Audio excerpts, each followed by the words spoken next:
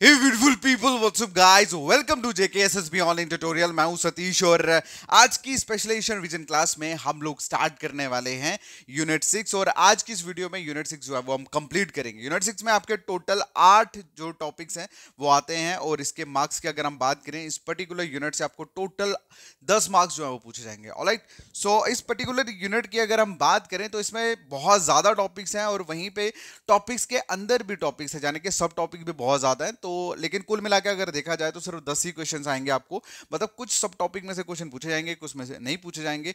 सो इसीलिए अब किस तरह की क्वेश्चन एग्जाम में बन सकते हैं as a overall from this particular topic वो हम बात करेंगे इस वीडियो में। तो चलिए फिर स्टार्ट करते हैं यूनिट 6 के आने वाले क्वेश्चन की। और आप सभी से रिक्वेस्ट करूंगा कि जितने भी कैंडिडेट हैं जो इस वीडियो को देख रहे हैं, प्लीज इस वीडियो को थोड़ा सा फास्ट मोड में आप लोग देखिए, स्पीड बढ़ा दो और कॉपी पेन लेके साथ में बैठ जाओ, सो दैट कि आपका जितने भी क्वेश्चन हम मैं साथ साथ करूं आप भी उसको सॉल्व करो एंड एट द एंड आप उसे कमेंट में अपने मार्क्स जो है वो शेयर कर सको। क्लियर है? तो चलिए फिर स्टार्ट करते हैं आज का लेक्चर। आज के लेक्चर का हमारा जो पहला क्वेश्चन है पूछा गया है कि बताइए which government program provide medical health care for children. ठीक है, कौन सा ऐसा सरकार का प्रोग्राम है जो हेल्थ केयर जो है वो प्रोवाइड करता है, मेडिकल हेल्थ केयर प्रोवाइड करता है किसको? चिल्ड्रंस को, बच्चों को। ठीक है, तो इसका जो आंसर है that is integrated child development services. ठीक है, आईसीडीएस एक ऐसा प्रोग्राम है जिसके अंदर बच्चों की न्यूट्रिशन से लेकर मेडिकल चेकअप ये सब चीजें आती हैं। ठीक है, मतलब एक एक एक ऐसा प्रोग्राम, एक ऐसा डिपार्टमेंट आप लोग समझ सकते हो। आईसीडीएस के अंदर ही ये सारे का सारा जितना भी सिस्टम है वो आता है। और मतलब आप लोगों का आंगनवाड़ी सर्विसेज पोर्शन सारा आईसीडीएस के अंदर आता है और ये इसी के अंदर आप लोगों मतलब बच्चों की न्यूट्रिशन से लेकर हेल्थ केयर सब चीजों का ध्यान जो है वो रखा जाता है। क्लियर? नेक्स्ट जो क्वेश्चन है पूछा गया है, बताइए which government program provide financial assistant for adaptation of children. मतलब कहने का कि बच्चों की अडॉप्टेशन के लिए कौन सा ऐसा सरकार का मतलब प्रोग्राम है जो फाइनेंशियल असिस्टेंट जो है वो प्रोवाइड करता है। तो इसका जो आंसर है that is adaptation assistant scheme. क्या है? अडॉप्टेशन असिस्टेंट स्कीम के अंदर सरकार जो है वो फाइनेंशियली असिस्टेंट जो है वो प्रोवाइड करती है जो बच्चों को अडॉप्ट मतलब ये जो भी चिल्ड्रंस को अडॉप्ट करते हैं। ठीक है, अगला जो क्वेश्चन है पूछा गया है कि बताइए the program provide temporary care and support for children in need of care and protection. उसको क्या बोलते हैं? मतलब एक ऐसा प्रोग्राम जहां पे बच्चों को टेम्पररी टाइम के लिए मतलब टेम्पररी केयर या सपोर्ट प्रोवाइड की जाती है उन बच्चों को जो जो बच्चे बेचारे थोड़े घर से प्रताड़ित होते हैं या उनके साथ कुछ मतलब फिजिकली या ऐसे कोई वायलेशन हुआ होता है बच्चों के साथ, तो उन बच्चों को टेम्पररी केयर या सपोर्ट प्रोवाइड करने के लिए एक ऐसा प्रोग्राम सरकार ने स्टार्ट करा है, तो उसको क्या बोला जाता है? तो इस क्वेश्चन में पूछा गया, तो उसका जो आंसर है दैट इज फोस्टर केयर। ये मैंने सारी चीजें आपको पढ़ाई हैं बेसिकली। ठीक है, फोस्टर केयर। नेक्स्ट जो क्वेश्चन है पूछा गया है, बताइए द डैश एक्ट 2050, ठीक है 2015 provide for the protection of child rights and ensure the wellbeing of children. मतलब ऐसा कौन सा एक्ट है 2015 का जिसके तहत जिसके अंदर बच्चों के राइट्स और उनकी वेलबींग की प्रोटेक्शन जो है वो की जाती है। तो इसका जो आंसर है that is juvenile justice care and protection act 2015। ठीक है, तो आंसर क्या होगा? Juvenile justice care and protection act 2015। अगला जो क्वेश्चन है पूछा गया है, बताइए which health and family welfare programme provide financial assistant to pregnant women. ठीक है, मतलब कौन सा ऐसा health and family welfare programme है जिसके अंदर विमेन जो प्रेग्नेंट वुमेन है उनको फाइनेंशियल असिस्टेंस जो है वो प्रोवाइड की जाती है। तो इसका जो आंसर है दैट इज ये दोनों के दोनों आंसर्स आएंगे इसमें, जननी सुरक्षा योजना और प्रधानमंत्री मातृवंदना योजना। मतलब बोथ ए एंड बी के अंदर प्रेग्नेंट वुमेन्स को असिस्टेंस जो है वो प्रोवाइड की जाती है। ठीक है, अगला जो क्वेश्चन है पूछा गया है, बताइए the program aim to improve the nutrition status of children adolescent girl and pregnant women and lactating mother. मतलब ऐसा कौन सा प्रोग्राम है सरकार का जिसका मेन मकसद यही है कि जितने भी चिल्ड्रंस हो, एडोलसेंट गर्ल हो, प्रेग्नेंट वुमेन्स हो या लैक्टिंग मदर हो, उनका न्यूट्रिशन स्टेटस जो है वो इंप्रूव किया जा सके। तो इसका जो आंसर है that is all of the above. कहना है मतलब ये कि Poshan Abhiyan, supplementary nutrition program, Anganwadi services, ये तीनों के तीनों चीजें जो है ये सारे इनका मेन मकसद यही होता है कि children, foster girl, pregnant women, lactating mothers के न्यूट्रिशनल सिस्टम को, स्टेटस को इंप्रूव किया जा सके, क्योंकि सरकार जो है वो भेज दिया राशन पानी सब कुछ। ओके, तो इसका जो आंसर होगा that will be all of the above. अगला जो क्वेश्चन है पूछा गया है, देखो मैं जितने भी क्वेश्चंस करवा रहा हूं ना ये बेसिकली आपने सब चीजें पढ़ी हुई हैं, मैं तो जस्ट क्वेश्चंस आपके सामने डिक्टेट कर रहा हूं, आंसर बता रहा हूं। ठीक है, और ये सारी की सारी चीजें आपने पढ़ी हुई, जितने भी पेड स्टूडेंट है हमारे उन सब ने ये पढ़ी हुई है। ओके, तो इसीलिए मैं ज्यादा एक्सप्लेनेशंस नहीं कर रहा, बिकॉज आई नो कि आप सभी लोग इनके बारे में जानते हो, ये बहुत बेसिक क्वेश्चन हैं। ओके, और आपको एक चीज मैं बता दूं कि अगर आपको लगता है कि बेसिक क्वेश्चन एग्जाम में नहीं आते, तो आपको बता दूं कि बेसिक एंड मॉडरेट जो है वही आप लोगों का सिलेक्शन का जो क्वेश्चंस की रेंजिंग है वो यहीं से बनती है। अगर आप हाई लेवल की बात कर रहे हो तो हाई लेवल एग्जाम में 10% पूछा जाता है, ठीक है, जिसका मेन मकसद सिर्फ बच्चे को साइकोलॉजिकली डाउन करना होता है। अदरवाइज एग्जाम क्रैक करने के लिए आपको बेसिक मॉडरेट अगर आपने 4 से 5 बार उसको रिवाइज करा तो कोई भी ऐसा एग्जाम नहीं जो आपको छोड़ सके। और दूसरी चीज, कभी भी किसी इंसान की 100% सिलेक्शन नहीं, 100% तैयारी नहीं होती। तो आपका जितना भी मतलब जितना भी आपने एक सिलेबस कंप्लीट करा है, अब डिपेंड भी करता है कि आपने जो पढ़ा है, जितना पढ़ा है उसको कितनी बार रिवाइज करा है। अगर आपने बहुत अच्छे से रिवाइज करा तो यकीन मानो आपके क्वेश्चंस खुद ऑटोमेटिकली बनेंगे, ठीक है। चलिए अगला जो क्वेश्चन है पूछा गया है कि बताइए the dash program provide pre school education and basic health care services to children up to 6 year of age. मतलब 6 साल की उम्र तक कौन सा ऐसा गवर्नमेंट के प्रोग्राम है जो बच्चों को प्री स्कूल एजुकेशन और बेसिक हेल्थ केयर सर्विसेज जो है वो प्रोवाइड करता है। तो ऑब्वियसली बात है, दैट इज आंगनवाड़ी सर्विसेज, ठीक है, क्या आंसर है इसका? आंगनवाड़ी सर्विसेज। अगला जो क्वेश्चन है पूछा गया है कि बताइए the dash scheme provide cash initiative to encourage women to give birth in health facility and receive postmortem care. Okay, तो ये बेसिकली ऐसी कौन सी स्कीम है जहां पे कैश इनिशिएटिव जो है विमेन्स को दिया जाता है, मतलब बच्चों के बर्थ के ऊपर, ठीक है। तो इसका जो आंसर है दैट इज जननी सुरक्षा योजना। क्या आंसर है? जननी सुरक्षा योजना। उसके बाद नेक्स्ट अगर हम बात करें, क्वेश्चन में पूछा है कि बताइए the dash program aim to improve the nutrition status of children at, ये हमने ऑलरेडी पढ़ा हुआ है। इसका जो आंसर है इसमें बेसिकली क्या है, सुनो, इसमें इनका जो मतलब ऑप्शन दिया हुआ है that is all of the above दिया हुआ, ठीक है। अब ऊपर हमने यही सेम क्वेश्चन पढ़ा, इसमें क्या था, इसमें अगर आप क्वेश्चंस को देखो, ठीक है, तो यहां पे लिखा है, एक सेकेंड, यहां पे भी ऑल ऑफ द अबव भी है इसका आंसर, ठीक है। तो सेम मतलब ये आई थिंक 2 बार रिपीट हुआ क्वेश्चन। ओके, चलिए नेक्स्ट जो क्वेश्चन है पूछा गया है कि बताइए the dash scheme provide financial assistant to pregnant and lactating mother. कौन सी ऐसा स्कीम है जो फाइनेंशियल असिस्टेंट प्रोवाइड करता है प्रेग्नेंट एंड लैक्टिंग मदर्स को? तो इसका जो आंसर है दैट इज प्रधानमंत्री मातृवंदना योजना, ठीक है। क्या है? प्रधानमंत्री मातृवंदना योजना।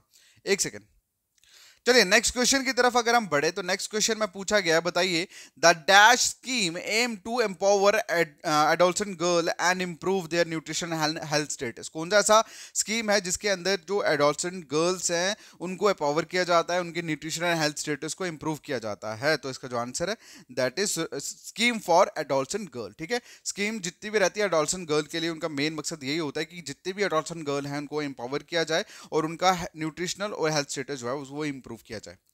अगला जो क्वेश्चन है पूछा गया है, बताइए the dash is a flagship program of the ministry of health and family welfare that aim to address the health need of the population. मतलब ऐसा कौन सा सरकार का प्रोग्राम है, ठीक है, जो ministry of health and family welfare के अंदर आता है और जिसका मेन मकसद यही है कि लोगों की जो हेल्थ है उसको एड्रेस किया जाए और लोगों की हेल्थ के रिलेटेड जो भी नीड्स है उनको फुलफिल किया जाए। तो इसका जो आंसर है that is national health mission. क्या आंसर है इसका? National health mission. Next question की अगर हम बात करें, क्वेश्चन में पूछा गया है the dash program aim to provide comprehensive early childhood care and education for children up to 6 year of age. मतलब ऐसा कौन सा प्रोग्राम है जिसके अंदर सरकार जो है बच्चों को अर्ली चाइल्डहुड केयर और एजुकेशन जो है वो प्रोवाइड करती है up to the age of 6 year. तो इसका जो आंसर है, मतलब किसके अंदर दिया जाता है, वो आईसीडीएस के अंदर ही आप लोगों की आंगनवाड़ी सर्विसेज जो है वो होती हैं, आप सभी को पता ही है, ठीक है।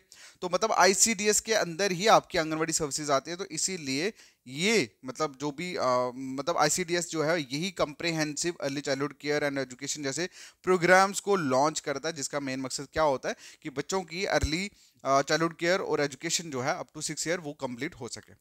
नेक्स्ट जो क्वेश्चन है पूछा गया है कि बताइए the dash scheme provide financial assistance to families with elderly members या पर्सन्स विद डिसेबिलिटी। मतलब कहने का ऐसी कौन सी स्कीम है जिसमें जो ओल्ड एज पर्सन हैं और या पर्सन जो डिसेबल है उनको फाइनेंशियल असिस्टेंस, उनकी फैमिलीज को फाइनेंशियल असिस्टेंस जो है वो प्रोवाइड की जाती है। तो इसमें दोनों ऑप्शंस आएंगे, Indira Gandhi old age pension scheme और डिसेबल पेंशन स्कीम। तो मतलब इसका आंसर जो होगा that will B both ANC, ठीक है। मतलब इन दोनों स्कीम्स के अंदर जो भी फैमिलीज में जो बुजुर्ग हैं, डिसेबल्स हैं, उनकी फैमिलीज को पेंशन जो है वो मिलती है। नेक्स्ट जो क्वेश्चन, फैमिलीज को नहीं मिलती, मतलब उन जो बुजुर्ग हैं और जो डिसेबल है उनको मिलती है। तो ऑब्वियसली बात है जिस फैमिली का पार्ट होंगे तो उस फैमिली को भी थोड़ा राहत होगी। नेक्स्ट जो क्वेश्चन है पूछा गया है कि the dash is a flagship program of the ministry of women's and child development that provide comprehensive package of services for the holistic development of children. बताइए कौन सा ऐसा प्रोग्राम है भाई ministry of women and child development का, that is ICDS program. ठीक है, next जो क्वेश्चन है पूछा गया है, बताइए the dash is a flagship program of the ministry of health and family welfare that aim to address the health need of the population. कौन सा ऐसा प्रोग्राम है भाई जो मतलब जो हेल्थ की जो डिमांड है, लोगों की हेल्थ डिमांड को फिल करता है, और जो health and family welfare ministry के अंदर आता है। तो इसका जो अभी हमने पढ़ा ऊपर that is national health mission के अंदर। ठीक है, नेक्स्ट जो क्वेश्चन है पूछा गया है, बताइए the scheme provide financial assistance to families with elderly member and disability. तो इसका आंसर बोथ एएनसी जो ऑलरेडी हमने किया है। आई थिंक ये 2 बार रिपीट हुआ क्वेश्चन, डोंट वरी। नेक्स्ट जो क्वेश्चन है पूछा गया है कि बताइए what is the objective of Palna scheme. Palna scheme जो है उसका मेन ऑब्जेक्टिव क्या है। उसका मेन ऑब्जेक्टिव जो था that is to convert anganwadi into creches. ठीक है, ओके, तो ये एक मेन ऑब्जेक्टिव था किसका, पालना स्कीम का। नेक्स्ट जो क्वेश्चन है पूछा गया है कि बताइए which of the following services are provided at the creches under the Palna scheme. ठीक है, जो पालना स्कीम के अंदर जो कन्वर्ट किया गया आंगनवाड़ी सेंटर को क्रचेज में, उसका मेन सब मतलब क्या क्या सर्विसेज जो है वो इस पर्टिकुलर क्रचेज में प्रोवाइड की जाती हैं। तो इसका जो आंसर है दैट इज न्यूट्रिशन हो गया, हेल्थ केयर हो गया एंड एजुकेशन हो गया। ये सारी चीजें जो हैं ये इस क्रचेज के अंदर प्रोवाइड की जाती थी। ठीक है, नेक्स्ट जो क्वेश्चन है पूछा गया, बताइए under Ladli Beti scheme what is the amount of financial assistant provided पर गर्ल। मतलब कितनी फाइनेंशियल असिस्टेंट जो है वो प्रोवाइड की जाती है लाडली बेटी स्कीम के अंदर। ठीक है, तो बेसिकली जब लाडली बेटी स्कीम जो है, सबसे पहले मैं आपको बता दूं ये लॉन्च हुई थी आप लोगों की 1 अप्रैल, ठीक है, 1 अप्रैल 2015 को। ठीक है, अब इसमें होता क्या था कि 14 साल तक सरकार यानी कि गवर्नमेंट जो है वो बच्चे के अकाउंट में, बच्ची के अकाउंट में 1000 रुपया पर मंथ डालती। कितने साल तक, 14 साल तक। फिर उसके बाद मतलब जब बच्ची 21 ईयर्स की हो जाती है तो उसको फर्दर स्टडीज के लिए या अब मतलब जिस भी चीज के लिए मतलब 6.5 लाख तक का असिस्टेंट जो है, लैक्स तक का जो असिस्टेंट है, मतलब 6.5 लाख तक की असिस्टेंट जो है वो प्रोवाइड की जाती थी इस पर्टिकुलर की जाती है इस पर्टिकुलर लाड स्कीम के अंदर। बहुत सारे बच्चों को एक डाउट था कि वो जो 1000 रुपया वो पेरेंट्स डालेंगे या गवर्नमेंट डालेगी। वो 1000 रुपया गवर्नमेंट डालती है, ठीक है, बच्चे के अकाउंट में 14 साल तक। और उसके बाद नेक्स्ट 21 साल की उम्र में मतलब जब हो जाता है देन उसके बाद ये 6.5 लाख का जो अमाउंट है ये दिया जाता है। लेकिन इसमें बेसिकली पूछा गया है कि कितना असिस्टेंट जो है प्रोवाइड किया जाता है।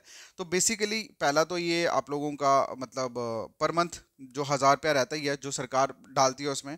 और फिर उसके बाद 5100 का एक अमाउंट जो है वो जब बेबी पैदा होता है तब दिया जाता है। ठीक है, बाकी at the end of the majority मैंने आपको बता ही दिया। तो उसका जो 6.5 लाख तक का जो अमाउंट है वो सरकार देती है। ठीक है, तो इसको छोड़ो, इसका जो आंसर आएगा दैट विल बी इसमें बेसिकली ए एंड बी इसका आंसर होगा, ए एंड बी। ठीक है, मतलब एक तो 1000 पर मंथ जो है वो दिया जाता है। ठीक है, और उसके बाद मतलब 5100 जो है at the age of sorry at the time of birth जो है वो भी दिया जाता है। ठीक है, चलिए नेक्स्ट जो देखो एक सेकंड, एक चीज मैं आपको क्लियर करना चाहता हूँ। ठीक है, आप लोगों के माइंड में डाउट ना रहे, ये जो हर महीने 1 मंथ जो डालते हैं ना अकाउंट में, भाई इसे आप निकाल नहीं सकते। सरकार जो 1000 रुपया सरकार मतलब बच्चे के अकाउंट में डालती है, इसे आप निकाल नहीं सकते। ये मतलब एक रेकरिंग अकाउंट जो है वो बनता है और जिसे मतलब 14 साल तक 1000 रुपया पड़ता रहेगा। ठीक है, उसके बाद जाके मतलब बच्चे जब 21 ईयर्स की होगी तो जाके वो मतलब अमाउंट जो है वो दिया जाता है। ओके, तो आप लोग इस पहले 1000 से कंफ्यूज मत हो जाना। ठीक है, ये इसको आप ऐसे छोड़ सकते हो। ठीक है, मैंने पूरा एक्सप्लेन कर दिया आपको। ये 1000 से आप लोग ऐसा मत सोच लेना कि हर महीने बच्चे के अकाउंट में आता तो आप उसको निकाल सकते हो एज अ पेंशन, ऐसा नहीं होता भाई। ठीक है, तो इसमें बेसिकली 5100 जो है वो तो मिलता ही है। ठीक है, at the time of birth. और उसके बाद अगर हम बात करें ये जो 1 लाख दिया है ना, ये बेसिकली 1 लाख जो है ये सोशल वेलफेयर डिपार्टमेंट जो है वो देता है। तो ये पहले वाला का आप छोड़ दो क्योंकि अगर मैंने आपको ए बी गिरवाया तो आपको कंफ्यूजन आ जाएगा। इसका जो आंसर होगा that will be B and C, आप लगा दो। ठीक है, ओके, चलिए नेक्स्ट जो क्वेश्चन है पूछा गया है कि बताइए which of the following is a primary objective of the Ladli Beti scheme. Ladli Beti scheme का मेन प्राइमरी ऑब्जेक्टिव जो है वो क्या है, मतलब क्यों इसको स्टार्ट किया गया। इसका मेन ऑब्जेक्टिव यही था कि लड़कियों की एजुकेशन में मतलब लड़कियों को एजुकेशन की तरफ रुझान किया जाए। ठीक है, उनको एम्पावर किया जाए बेसिकली, क्योंकि पहले ज़माने में क्या होता था यार, लड़कियों को बहुत समझा जाता था बट उसी चीज़ उसी माइंडसेट को उसी मेंटेलिटी को चेंज करने के लिए सरकार ने क्या किया, ये लाडली बेटी स्कीम जो थी वो लॉन्च करी। नेक्स्ट जो क्वेश्चन है पूछा गया है कि under the marriage assistant scheme, ठीक है, state marriage assistant scheme, what is the maximum amount of financial assistant provided for the marriage of a girl. मतलब ज्यादा से ज्यादा मैक्सिमम कितनी असिस्टेंट जो है वो सरकार प्रोवाइड करती है इस स्टेट मैरिज स्कीम के अंदर। तो इसका जो आंसर है दैट इज 2 लाख। कितना है? 2 लाख। वहीं पे नेक्स्ट क्वेश्चन की अगर हम बात करें तो बोला गया which of the following are eligibility criteria for state marriage assistant scheme. State marriage assistant scheme के लिए एलिजिबिलिटी क्राइटेरिया जो है वो बोला गया। तो इसका जो आंसर होगा that will be all of the above. मतलब इसमें फैमिली की एनुअल इनकम कितनी है, ठीक है, वो 3 लाख से कम होनी चाहिए। गर्ल जो है वो अपनी स्टेट में 5 साल से मतलब उसके पास ऑब्वियसली बात है डोमिसाइल वगैरह ये सब कुछ होना चाहिए। उसके बाद गर्ल की जो एज है वो 18 साल एटलीस्ट होनी चाहिए, 18 साल या 18 साल से ज़्यादा होनी चाहिए, ठीक है। इसलिए ये सारे के सारे ऑल ऑफ द अबव जो है ये सारे के सारे क्या है, ये क्राइटेरिया है किसके लिए, स्टेट मैरिज असिस्टेंट के लिए। नेक्स्ट जो क्वेश्चन है पूछा गया है, बताइए what is the primary objective of the state marriage assistant program. तो इसका मेन ऑब्जेक्टिव क्या है इस पर्टिकुलर स्कीम का।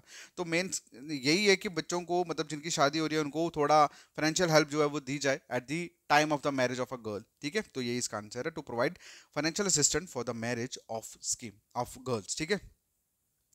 नेक्स्ट जो क्वेश्चन है पूछा गया, बताइए which of the following scheme aim to promote education and empowerment of girl, ठीक है। कौन सी ऐसी स्कीम है जिसके अंदर लड़कियों की एजुकेशन एंड उनको एम्पावर किया जाता है। तो ऑब्वियस सी बात है दैट इज लाडली बेटी, ठीक है। लाडली बेटी स्कीम का ही मेन ऑब्जेक्टिव है कि गर्ल्स की एजुकेशन और उनको एम्पावर किया जाए। नेक्स्ट जो क्वेश्चन है पूछा गया है, बताइए under the Palna scheme what is the duration of creche services provided to children. मतलब पालना स्कीम के अंदर जो क्रचेस बने गए, मतलब आंगनवाड़ी को क्रचेस में कन्वर्ट किया गया, तो बताइए वो कितने, मतलब उनकी ड्यूरेशन क्या है, कितने साल तक की मतलब सर्विसेज जो है वो प्रोवाइड की जाती हैं बच्चों को इन क्रचेस के अंदर। तो इसका जो आंसर है दैट इज 3 ईयर्स। मतलब 3 साल तक क्रचेस के अंदर जो सर्विसेज है 3 साल के बच्चों तक को प्रोवाइड की जाती है। नेक्स्ट जो क्वेश्चन है पूछा गया, बताइए under the marriage assistant scheme what is the minimum age for the required for the girl to be eligible for financial assistant. मतलब कितने साल की एज होनी चाहिए, ऑब्वियस सी बात है 18 साल, ठीक है। गर्ल की 18 साल एज होगी तो ही वो एलिजिबल है इस पर्टिकुलर प्रोग्राम्स के लिए। क्लियर है? तो गाइज ये थे आप लोगों के यूनिट 6 के कुछ इंपॉर्टेंट क्वेश्चन जो मैंने डिस्कस करे और रिवीजन का है, और मुझे उम्मीद है कि आपको इन सब चीज़ों से फ़ायदा हुआ होगा। बाकी मैंने ऑलरेडी ये सारी चीज़ें आपको करवाई हुई हैं, तो मतलब इतना टेंशन लेने की ज़रूरत नहीं है, ये सब चीज़ें आपको आती हैं, ठीक है। At the end of the moment कुछ बातें आप लोगों से कहना चाहता हूँ, ठीक है। शायद लास्ट शाम को भी मैं वीडियो बनाऊंगा होपफुली आप लोगों के साथ 1-2 मिनट की, लेकिन इस वीडियो के एंड में भी कुछ बातें कहना चाहता हूँ। पहली बात तो ये कि आप लोगों के साथ जो भी सफ़र रहा सुपरवाइज़र का ये 4-5-6 महीने का, इट वॉज मेमोरेबल। ये एक ऐसा यादगार सफ़र था मेरी लाइफ का। मैंने बहुत सारे कोर्सेज करवाए, बहुत सारी चीज़ें करी, but this was something which is मतलब जिसे जो मेमोरेबल चीज़ें बन जाती हैं, this is just like that for me. और बहुत मज़ा आया लोगों के साथ, बहुत सारी अप्रिसिएशन, बहुत सारा प्यार आप लोगों ने दिया। एंड हाँ ऑब्वियस सी बात है 10% ऑपोजिशन तो रहती है हर जगह, 10% तो क्रिटिसिज्म रहता ही है। अगर क्रिटिसिज्म नहीं है तो इसका मतलब कि लोग जेन्युइनली रिप्लाईज ये दिल से आप लोग को नहीं बोल रहे। बहुत सारे लोग, मतलब बहुत सारे नहीं, बस यही 5-7% कुछ ऐसे थे जो जिनको इश्यूज थे, बट मैंने कोशिश करी अपनी तरफ से जितना मुझसे हो सके मैं आपको चीज़ों को दूं, क्योंकि मैंने जितना आपको बोला था उससे ज़्यादा आप लोगों को चीज़ें प्रोवाइड करी है और मज़ा आया आप लोगों के साथ। अभी जर्नी जो है, बहुत सारे लोग जो हैं वो अभी रीसेंट ग्रेजुएट हुए हैं, अभी बहुत सारी चीज़ें करनी है, बहुत सारी जर्नी अभी पड़ी है। तो जितने भी बच्चे जो इन लेक्चर्स को देख रहे हैं, मेरे लेक्चर्स को सुन रहे हैं गाइस, आप लोग अगर आप लोग सच्चे दिल से तैयारी करते रहे, कंटिन्यू करते रहे, तो सिलेक्शन आज नहीं तो कल तो हो ही जाएगा। सिंपल सी बात है। मेरा एक चीज़ मानना है कि जो चीज़ आपने ठान ली और अपने काम करना शुरू कर दिया उसका आपको रिजल्ट मिलता ही मिलता है, चाहे वो आज मिले या कल, ठीक है। मैं कहता हूँ फल मिलना चाहिए, और बाकी वो जिस भी मोमेंट पे मिले, जिस भी टाइम पे मिले, वो मतलब बढ़िया लगता है। और आप सबको एक चीज़ मैं बोलना चाहता हूँ कि लाइफ में स्ट्रेस नाम की चीज़ बिल्कुल भी नहीं रखनी चाहिए, क्योंकि कुछ लोग जो हैं वो फर्स्ट ईयर में, फर्स्ट टाइम में ही सिलेक्शन लेते हैं, कुछ को 3-4 साल भी लग जाते हैं। तो मेरा अल्टीमेटली यही है कि सिलेक्शन होना चाहिए। आप लोग जिस चीज़ के लिए काम कर रहे हैं वो कंप्लीट होना चाहिए, चाहे वो कभी भी कहीं पे भी हो, क्योंकि सिलेक्शन जो है वो सिर्फ स्टडी और इन सब चीज़ों पे नहीं, बल्कि आपके आपके मुकद्दर, आपके टाइम, आपके लक पे भी बहुत ज़्यादा डिपेंड करता है। तो इमोशंस का कोई खेल नहीं है। तैयारी में। ओके, क्योंकि पोस्टें जो हैं वो बिल्कुल कम है और फॉर्म जो है वो लाखों में है। तो 0 पॉइंट समथिंग % होती है बच्चे की सिलेक्शन की। तो मैं अपनी तरफ से सिर्फ इतना बोलता हूँ कि जब आप मुस्कुरा के कॉन्फिडेंस होके जब आप किसी चीज़ की तैयारी करते हो ना, तो आप बहुत अच्छा परफॉर्म करते हो और अल्टीमेटली आपकी परफॉर्मेंस के बेसिस पे आपका रिजल्ट जो है वो टिका होता है। बाकी बहुत अच्छा लगा आपके साथ पूरी जर्नी, मज़ा आया मुझे भी पढ़ाने में आप सबको। और आप लोग बहुत बढ़िया हो यार, सभी जितने भी हो बहुत बढ़िया रहा। और बस मैं सिर्फ इतना ही बोलूँगा कि आज का जो शाम अभी दिन है इसको आराम से कूल होके आराम से, मतलब बिना किसी प्रेशर के बिना किसी टेंशन के रिवाइज करना। और फाइनली मतलब लास्ट में आप लोग कल जो आपका एग्ज़ाम है आप लोग बैठो उसमें और सिलेक्शन लेके आओ। और मैं आपको एक चीज़ बता दूं कि हमने जितनी भी चीज़ें पढ़ी हैं, ठीक है, जितनी भी चीज़ें मैंने पढ़ाई हैं या बाकी टीचर्स ने पढ़ाई हैं, उन्हीं में से एग्ज़ाम आएगा, उन्हीं में से चीज़ें आएंगी, मैं इस चीज़ की गारंटी देता हूँ। बाकी आप आराम से पढ़िए, रिवीजन करिए। All the best. और मेरी blessings always is there for you, with you. और कल का जो दिन होगा वो बहुत खूबसूरत होगा आप सबके लिए। मैं इसकी शुभकामनाएं करता हूँ। और बाकी all the best guys, take care, bye bye.